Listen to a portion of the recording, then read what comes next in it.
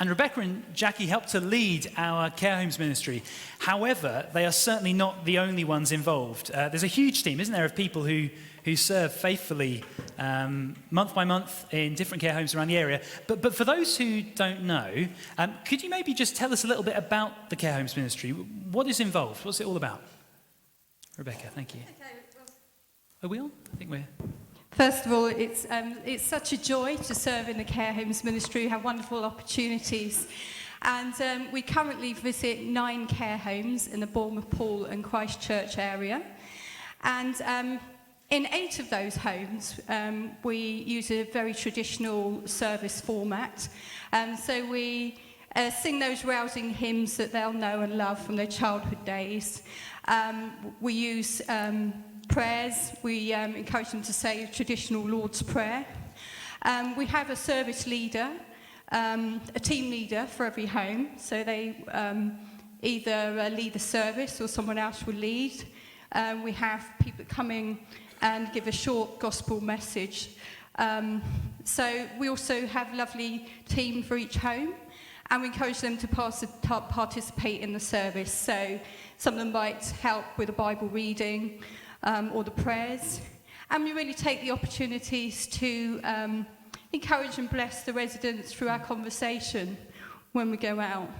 And then I mentioned the other home, there's a 9th home as well. And we started that ministry back in March, and Jackie's one of the leaders for that home. And we use a very different format that meets on a Wednesday morning.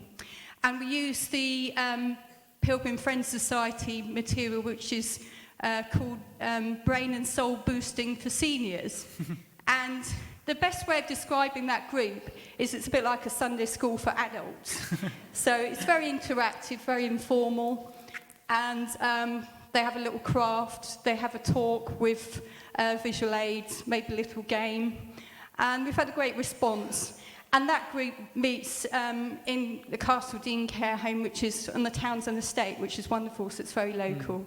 So we're very blessed to have these opportunities. Yeah, fantastic. And maybe, Jackie, could you tell us a little bit about how people can get involved with the ministry? Because maybe this is news to some people here this morning, they haven't heard about it before. What opportunities are there to get involved?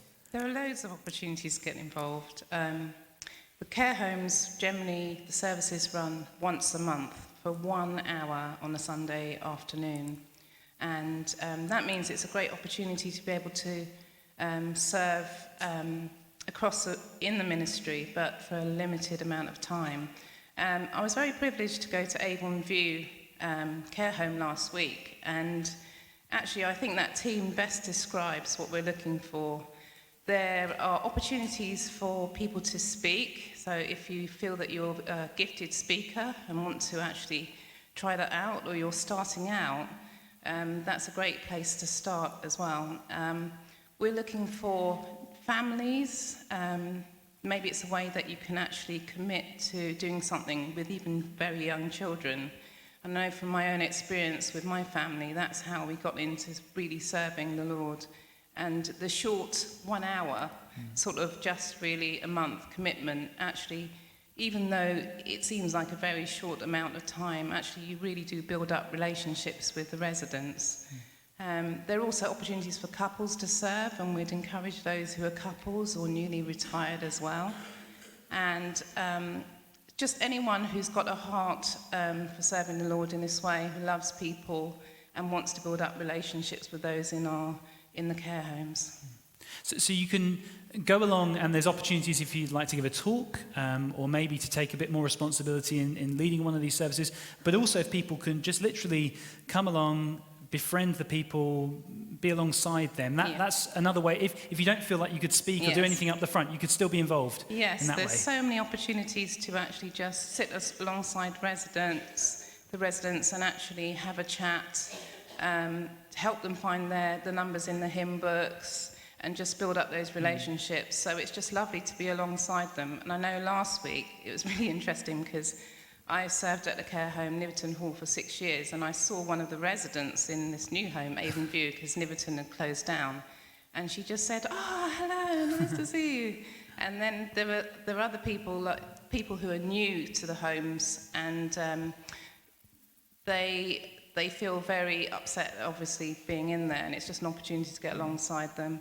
Also met a guy last week who was a retired Methodist minister who used to pastor 3 churches, and it was just such an encouragement for him to actually know that we were going in there and actually doing those services. Great, fantastic. Now, hopefully lots of people will be able to get involved who haven't previously. Some people, maybe they can't commit at the moment, but they'd like to pray for you.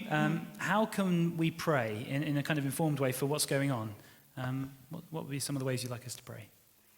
Okay, well, it's really important that we communicate the gospel message in a clear and simple way. So do pray for those who are speaking and for our conversations before and after the services and the group meetings. We really want to be a great blessing and encouragement to the residents in the care homes. And some are believers, but many are without hope. We've just been singing Grace for Today and Bright Hope for Tomorrow, or as one of the other hymns says, Strength for Today and Bright Hope for Tomorrow. And we really want the residents of the care homes to have that hope and to respond in faith to the gospel message. I'm sure Jackie's got some more prayer points as well. Yes, we are short of some positions, some key positions in some of the homes, so it would be really great if you could be praying for the Lord to raise up people to have a heart to serve. And we particularly think about our Wednesday brain and soul boosting for seniors. We really need a third person to come alongside us on a Wednesday morning, so that would be really helpful. Great. Well, we'll pray about some of those things in a moment. But before that, Rebecca, you're going